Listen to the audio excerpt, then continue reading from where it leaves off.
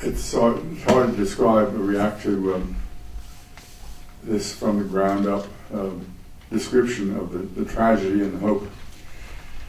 Mark Gropin obviously is a total partner with Hind in this work, and it's my pleasure also to introduce him.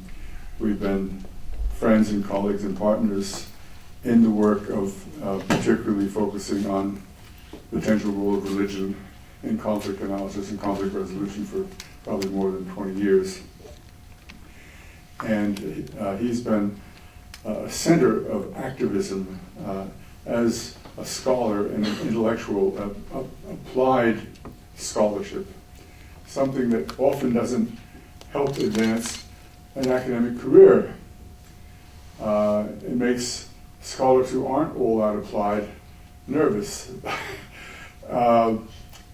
But in Mark's case, he was able to get an endowed chair at the School for Conflict Analysis and Resolution, and has had the freedom and the determination to be as active as humanly possible.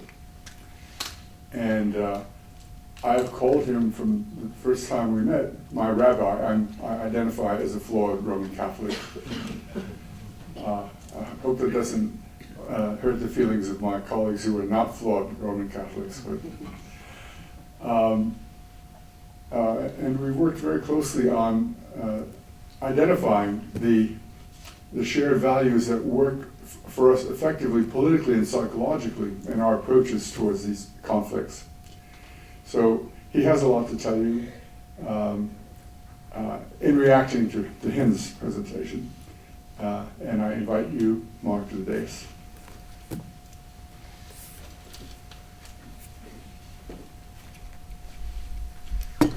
Good evening, everybody. I won't. I'm not going to spend too much time. I'd like to, before I begin, to respond. I'd also like to just ask any of you if you just heard a lot, and I'd like to know if there are.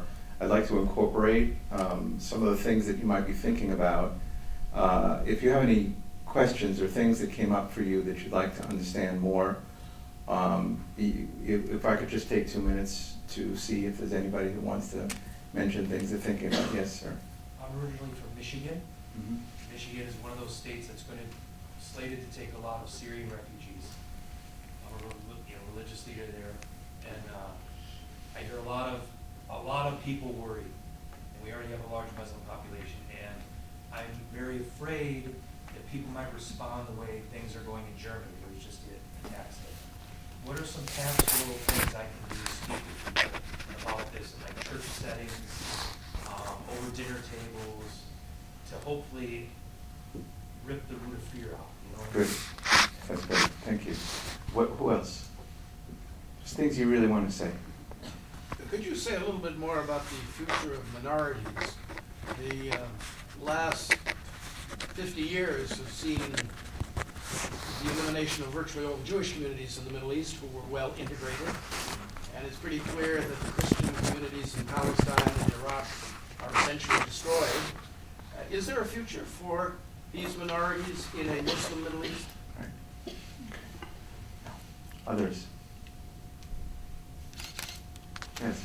My sense of denominational and at least from the U.S. Christian agency help in the Middle East is really going more towards the refugee crisis than it is towards the kind of mission all our engagement in building a civic society, building new leadership, having the border intercommunal, interreligious kind of leadership and training. Is there a charge that we need here in terms of providing this other kind of long-term strategy?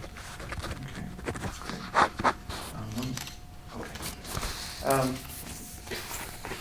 Well, I'm glad I could at least share and get a temperature for the things that we're thinking about here. There are many directions that I could go. This is a theological consortium, and I'm always pleased to be here because in some ways it's my old world. Of course, as Joe said, I have rabbinical training and was a rabbi, and it's very Orthodox training. You know, I come from a very, very traditional background. Didn't know I'd end up where I am. And I think that the opportunity, Joe is my mentor, Joe Montville, because I converted basically from a PhD in Jewish philosophy and religion. For me, the greatest interfaith effort I ever made. I mean, I never even walked into a conservative or Reform synagogue when I was a child. That was forbidden. And for me, the biggest enlightenment step was reading Kant.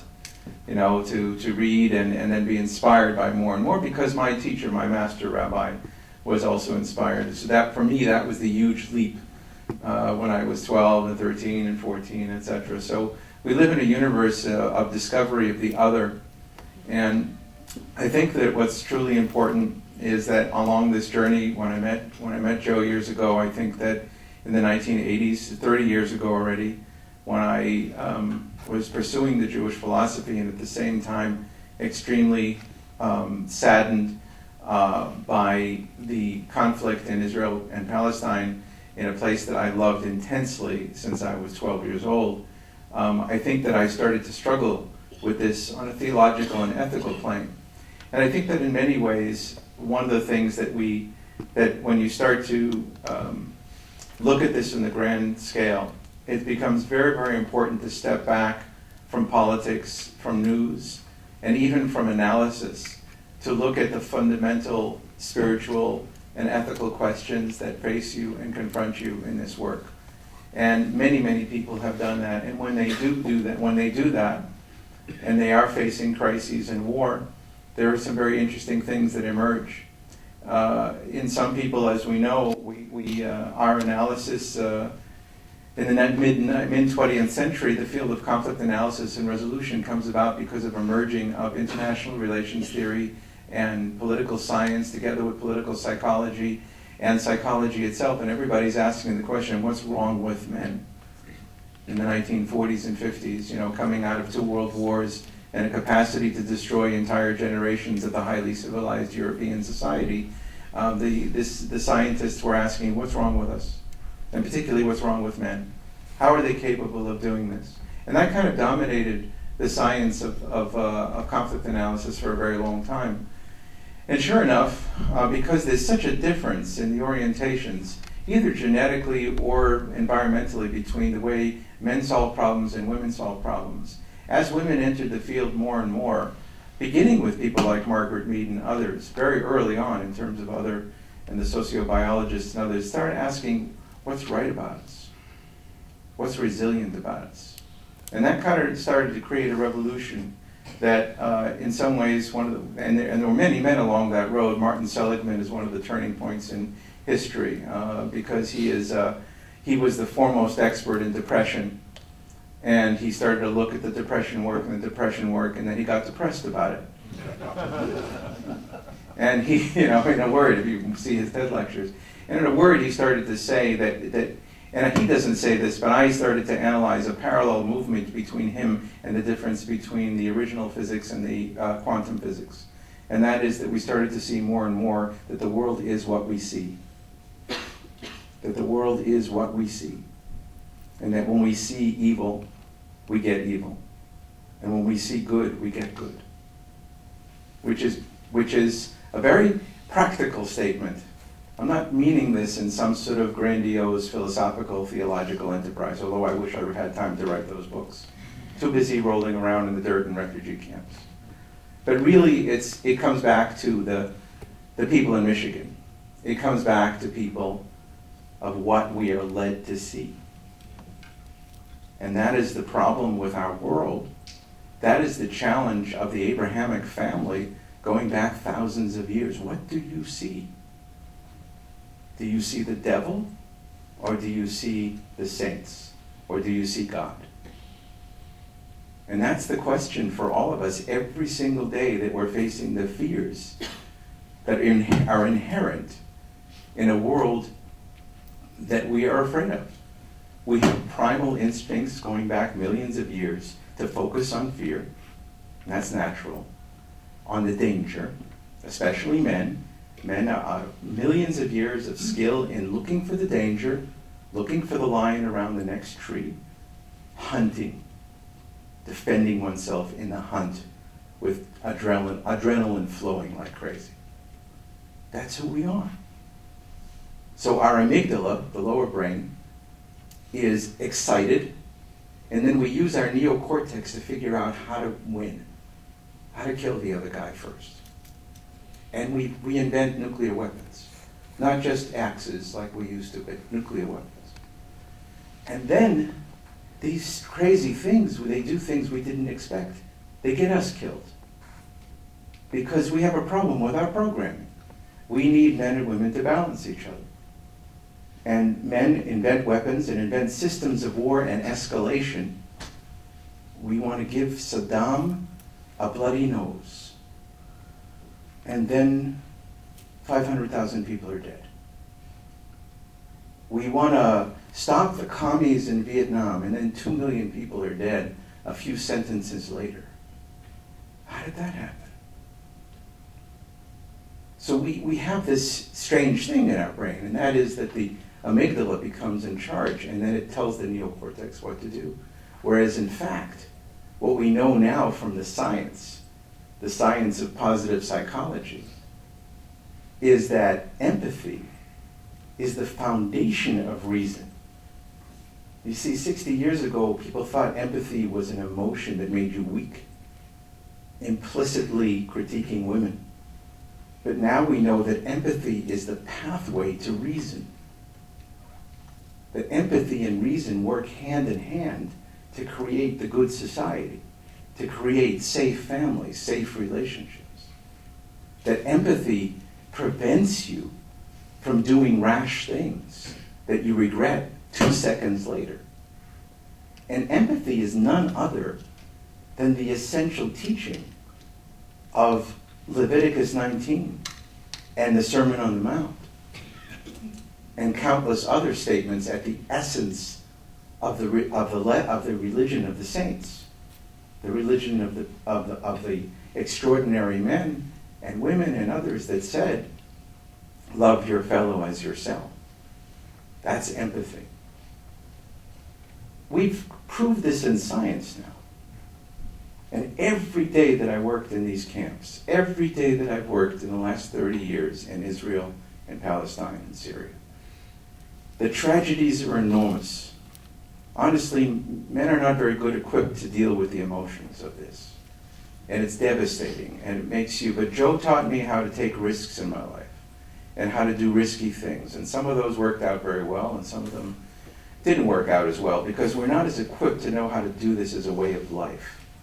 It's very hard to have this much empathy and survive emotionally and financially and otherwise. But it's at the heart of where the resilience is on the earth. And this is what we need to focus on when people come to us in fear. The fact is that you think that this is a war on Christians and minorities in the Middle East. It looks that way. But the vast majority of the victims are Muslim. And once you get into the bowels of what's happening, you see that there are extraordinarily irresponsible, amygdala-directed systems of acquisition of natural resources, especially oil, and weapons to pay for that oil in the billions and billions and billions of dollars that provide the jobs for people in Michigan. And that those weapons go to one side of the Persian Gulf, and the Russian weapons go to the other side of the Persian Gulf. And before you know it, the men, consciously or unconsciously, are burning the world. Because we live in a day and age when 17 nations bomb Syria, and 17 nations have bombed Syria in the last 2 years. When you have one space on the earth when 17 nations are bombing, it's unprecedented in history. And it's not surprising that 22 million people are out of their homes or in a state of misery and are now flowing through Europe. willing to drown in order to get there. But if you look at it from the analytic perspective, the amount of energy that went into that region to blow it to bits, it's not surprising that it found these avenues to explode, particularly in Syria, because Bashar al-Assad, by all accounts of political science and analysis, is the most successful and stubborn dictator in 50 years. Far more creative as a family than Hitler. Hitler was a genius up to a point, but he didn't have the longevity of the Assad clan. But it's not because the Assad clan is not Muslim. They're Alawite. And minorities have a very definite role to play in these catastrophes. The Jewish community knows this better than anyone, at least their scholars do, not the folks who are being manipulated by Netanyahu. But the majority of people have a long history of knowledge of how awful it is to be a minority that's hated.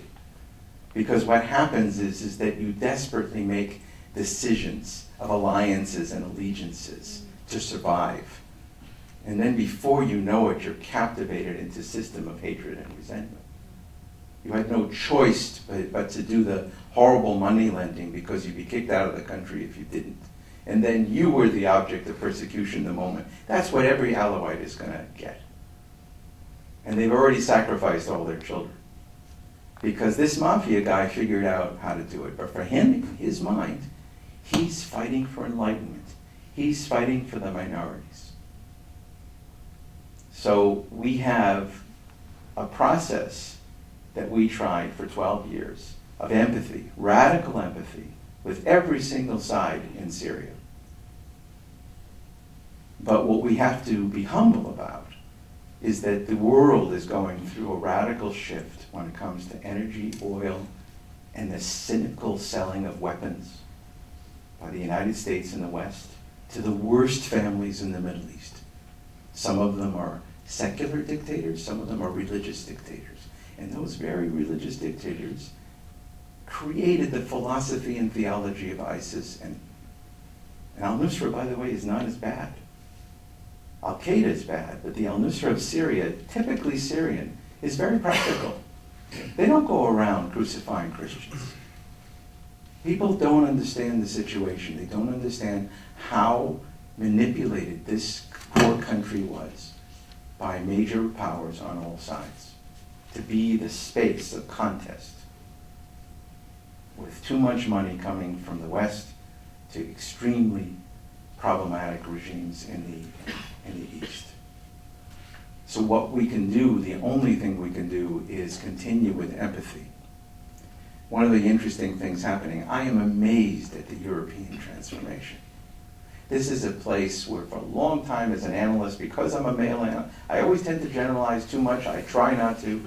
Say, oh, the Americans, we're great at integration, and the Europeans have a problem, and and so on and so forth. And they're Islamophobic, but we're not as much, and all of this. And I look back now and I look at these, I don't know what to say about the Hungarian regime, but even in Hungary, which had a bad reputation here, you saw hundreds and hundreds of Hungarian citizens throwing water bottles at these poor people. This is Hungary. My last memory of Hungary is the Holocaust. There's an extraordinary awakening of people when they see suffering before their eyes. When it's just the news, everybody has their fangled theory and conspiracy theories, and the truth is half the conspiracy theories are right. There is a tremendous billions and billions of dollars going into Islamic extremism. But it's from our allies, who we should be confronting about that, but we don't because of the money we're making. So is it an Islamic problem or a money problem? And at the same time, we see, emerging out of war, this people with amazing saints and amazing resilience. The Syrian people are going to be an asset to the global community if they're just given a chance to live. They're an incredibly resilient people. I wouldn't say the same thing about every culture in the Middle East at all. There are many, many psychologically damaged for centuries neighborhoods and places in North Africa and other places. These people are going to be an amazing asset if, and this is what Angela Merkel is thinking right now in her head, very interesting global leader. Very interesting. Reactive, makes mistakes, shifts directions, very politically savvy, but has a real conscience. She's saying, we have to integrate them right away. I'm not going to make the mistake of having Turks suffer for generations in a bad neighborhood of Germany. So these all seem like political discussions, but as religious, spiritual people in this room, we need to step back and say, what are we learning from an ethical and spiritual point of view? Where is the role of empathy? Where is the role of being clever? Where is the role of shared reason? What is it about women's empowerment that's changing the planet? How can we help people with their resilience? How can we look at the psychological situation not from what's wrong, but from where there is right? How can we learn from the saints on the ground? And then we'll start to see that these terrible spaces of war are actually yielding enormous lessons for the growth and evolution of humanity. I think that Gandhi and King were a stage, a vital stage in the evolution of humanity. I think before them, Immanuel Kant, John Stuart Mill, Jeremy Bentham, an enormously important stage for humanitarianism, for the love of every single person, no matter how miserable they are sitting in a prison, every single person. I think Gandhi and King gave us some modes of transformation. We're learning something more terrible in Syria. And this is something we had big fights about with everybody. We're learning that even nonviolent resistance may be dangerous in a world of unparalleled power in weapons and killing.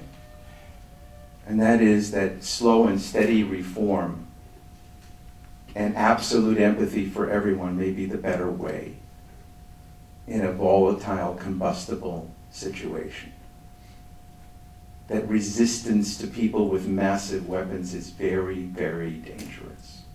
That martyrdom, an original Abrahamic idea from all three faiths, is a bad idea. Martyrdom without violence, perhaps, but mostly the martyr leaves a family that wants to kill somebody. It's better to live for 30 years as a successful conflict resolution practitioner than it is to die in one shining moment and leave an enraged civilization. We need to focus on the small, on the people who are the bridge builders, the heroes. Tell their stories, learn from them of what it is to make change in this world today. And I can tell you there are heroes in Damascus, behind lines. I can tell you there are heroes all over the Middle East who are Muslim and Christian and secular.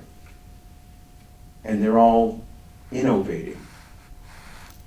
And we can do better at helping that and strengthening that. We can do it better right here. Because the most important step, you see, I have a different reaction. I've been 30 years I've been in this business now. So I'm tired of certain questions that are predictable. People always ask me, is there hope? I'm starting to realize that they want me to tell them that there is hope so that they can go back to sleep. I don't want to tell them there's hope. I want them to do something hopeful. And then tell me what they did.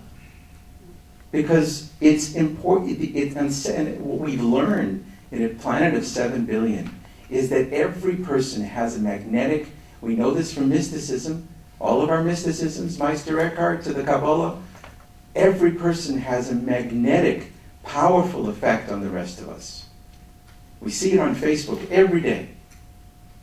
And if you use that well in Michigan, it will resonate across the globe. If you encourage each one of your parishioners, especially the courageous ones, say, do something different, do something novel, reach out to one person, you will see that the web of life will build around those people and the fear will dissipate. So that's all I'll say for now. Thank you very much.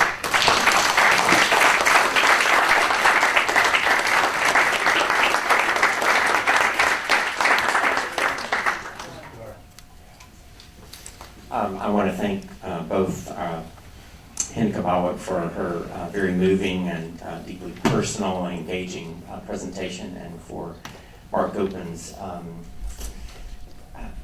placing this conflict in a remarkable context, not only geopolitical engagement, but also theological and ethical engagement, and that we do strongly welcome.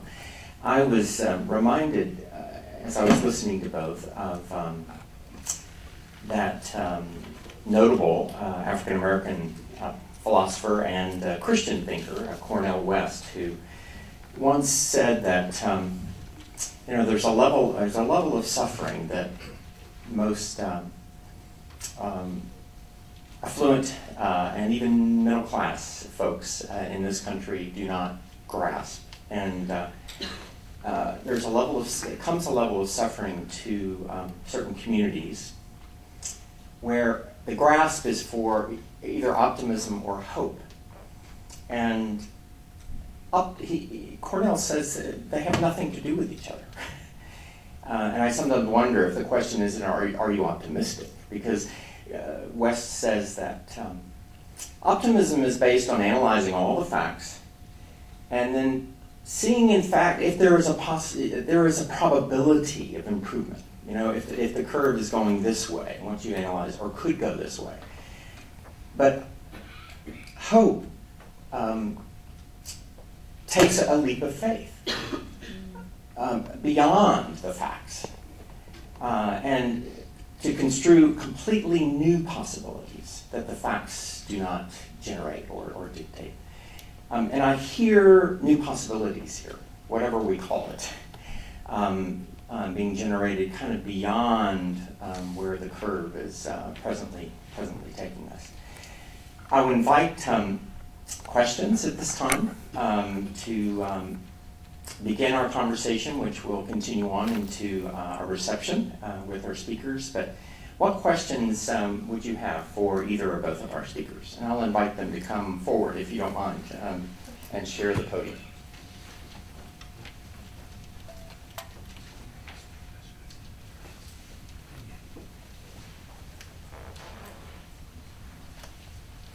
Someone has to break the ice.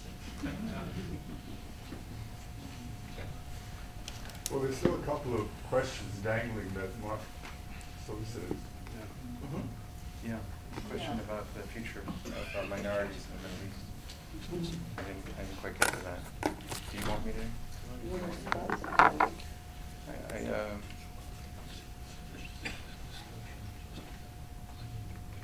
I mean, there's the objective trends. And the objective trends have been to polarization, particularly in this massive Sunni Shia war, and this massive funding of extremist religion, but mostly the instrumentalization of religion by states that use religion for their growth of their empire.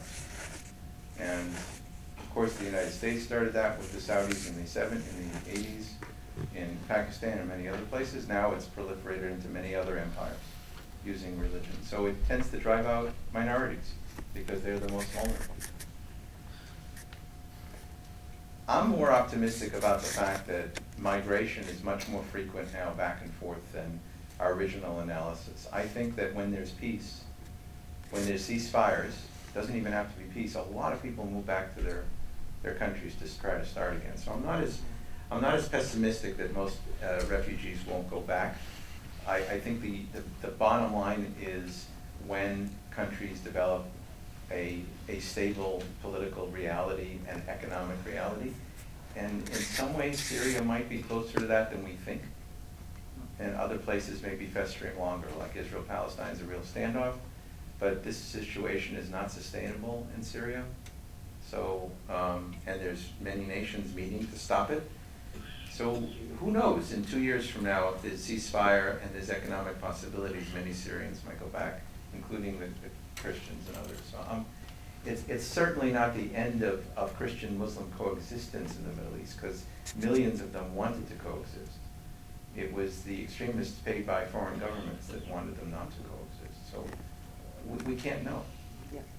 Yeah. What do you think? I just want to add something. Of course, I agree with Mark. But that's why the minority, we should have a role. That's why we should be very active. That's why we encourage the minority to work more humanitarian and do stuff. Because the minute we stop saying, okay, that's it, this is Muslim, Sunni, Shiite, and we have nothing to do with this, let's get out, we will have no role. That's why myself and other Christian, Jews, and other minorities, we're insisting to have a role, even in a humanitarian and social and non-violent way, but we need to have a role, because this role can secure for us the coexistence in the future. They're even the smarter Jews in Israel, the ones that love Rabin, 100,000 of them just gathered in Tel Aviv. A lot of them are doing humanitarian work with Palestinians and now with Syrians, because they as minorities are very aware that coexistence depends upon their giving something and not just succeeding themselves. So minorities are very interesting people. They often are the glue, the hidden glue of a society that I wouldn't give up on. But it has to be safe. The war, the violence has to stop. And there is lots of successful story in minorities. Activists are doing great work, and a lot. Like I can't even list how many they are doing. And when you say about gluing, it's interesting because I can see that because they are minorities and because of what they're doing, they can get away with things. That we have Alawite filmmakers, and we have actresses, and we have Ismailis writers, and we have Christians who takes volunteers to the refugee camps and work with them because they have this role of they are minorities, and people look at them and they respect this. And I can see when he say glue, they're gluing the society in a way, I can feel it. There is lots of great leaders on the ground, they're Christians, and remember Khaldoun, one of the filmmakers, is a Christian, and he has his camera and is doing great work on the ground. And he's been welcomed by everybody because he's Christian. And our best friends are from al-Nusra families, and they're the closest to me, Yeah. We don't have to say who, but Yeah. we know that there's a Jewish al-Nusra relationship going on. So. Exactly.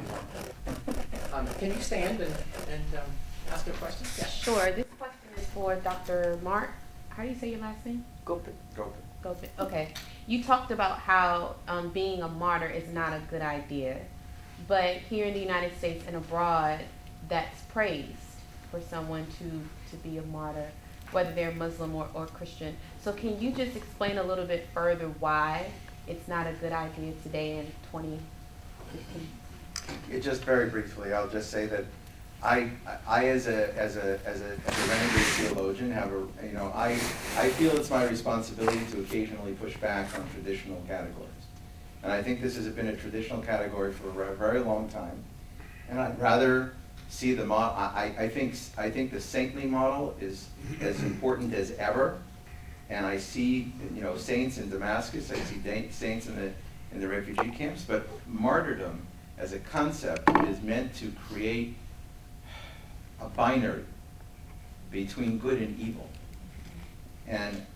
And we know from psychology now and from conflict resolution, it's a very bad idea to perpetuate any kind of binaries. So I'm just nervous about it, and I have to push back on it because we have the hermeneutic capacity as religious people to interpret witnessing in any way we want. Witnessing is an important Christian value, but what's the witness? Is the witness to be shot and so everybody else hates the other side? Or is the witness to be kind to everyone? And that's the witness. And then scoot away before you get shot, which is a good thing. Yes. Well, we've been focusing on Syria, but now we have ISIL and the Caliphate, which crosses borders, and just what type of impact does that have on trying to resolve the Syrian conflict and bring peace to the area? Asking about Yeah, ISIS. you wanna- No. First, you're right. It complicated completely the Syrian scene. Like, I can see now people saying, Assad or ISIL? No, ISIL. Of course, Assad, not ISIL. This is how it is now. It's complicated very much, the scene, but I'm telling you, ISIL are not Syrian. They're not being popular on the ground. People hate them. ISIL killed more Sunnis than anybody else. In one day, in Deir ez-Zor, killed 500 Sunnis. And they're killing every single Sunni, not have the same thinking. So they are very dangerous on the Syrian societies. But sometimes, and we get this from lots of people on the ground saying the power of ISIL because of Assad, because now many people, it's like, you can't get rid of ISIL if you don't want to get rid of Assad. So both of them are dangerous. We can't take a side of criminal. So today when they say Assad or ISIL, we say none of them. We have to go to the moderate, empowering the people who are working, and this is the people.